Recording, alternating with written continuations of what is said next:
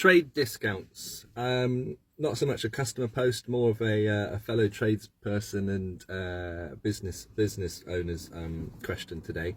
So I've got various trade accounts. I specifically remember a moment in my life, a few years ago now, where I didn't have a job booked and I was building up the website, the admin, the systems side of the business, and I spent an entire day setting up trade accounts,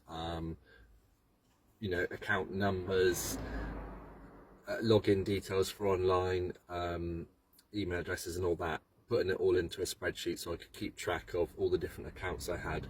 Where was it best to get different things? Where did I have better prices, or what website did I use for different things? Or was it best to go into their branch? Was it best to order online? And to try and basically get organised with all my trade accounts. And I spent a whole day on it. And it's something that I think a lot of people just go, well, you just walk into a builder's merchant, set up an account, takes 5 minutes, and you get a massive discount. In my experience, it hasn't been like that. So that's the question really, is how are other builders and tradespeople setting up their accounts? Are you getting everything all from one place? I've been guilty of that, done that in the past, but it's a bit like when you do your food shop for yourself at home really. Certain things will be cheaper and certain things won't be. If you shop for everything all in one place, if you go to Asda for example, they do sell a limited range of like DIY things, basic paintbrush and a pot of paint and all that sort of stuff, but they're going to be selling it, either it's going to be much lower quality than elsewhere, or they're going to be selling it at a decent markup. Same for like stationery, paper, things like that. It's going to Sainsbury's or whatever is not your normal kind of place you get it. Toiletries, again, another example. I know you can get them cheaper, like rather than go to like Boots or Superdrug or Asda, you can get them cheaper in Wilkinson's. So how is everyone else sorting out their trade accounts, and what sort of discounts are you getting? I've got various different discounts at different places. Most of them, if I'm honest, are not they don't excite me. It doesn't make me go, oh, I'm going to go there because they treat me so well, they always give me top quality service, and the discount they give me is so good that they really value me as a customer. Personally, I think that's a sign of the times, because people do shop around a lot nowadays. They're not loyal to like one place like you might have been 30, 40 years ago, or maybe even 20 years ago. And the internet is a big shop. You can quite easily compare prices, and that's another bugbear of mine.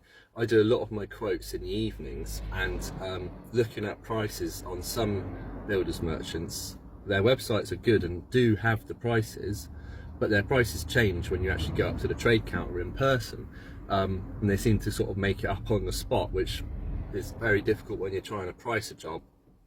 I do appreciate material price changes and everything at the moment are crazy, but it's not that, trust me. It just feels like they're making up the price depending on what side of the bed they got out of that morning. I had 3 deliveries of cement last year. I remember this because the paper bag ones actually ended up turning out they were charging me more than the plastic bag ones, which has got additives, better quality, and obviously plastic bag to protect it from the weather, which I raised that with them, and they rectified it. But you shouldn't have to be going through things like that, checking every little detail. The trades, the merchants should be treating the trades well and giving them a good price and not doing things like that. Even the plastic bags of cement that I had, there was 2 or 3 different prices within the space of a week or two. And I said, look, you've had these deliveries to me. It wasn't just like one bag, it was a fair few bags. You've had these deliveries. Why is the price changing? Why haven't you set like a price on my account for that item, which then I know what's coming up? So yeah, I find it very difficult pricing and quoting jobs when materials prices aren't transparent online. And I get it, they might want to hide prices to then change things, and they don't want their competitors to see and all the rest of it. But really, this post is more about the discounts that people are getting.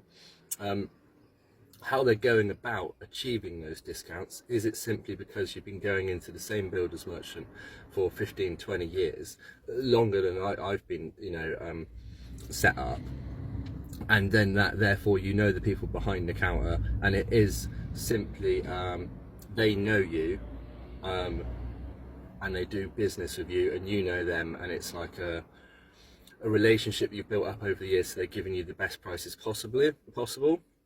Or is it something else? Is it that you go in and speak, like you set up a new account like tomorrow with a new builder's merchant that's just opened up in town, and you go in and speak to the branch manager and ask to set a schedule of prices, which nowadays I'm not sure how you can do because they change so often.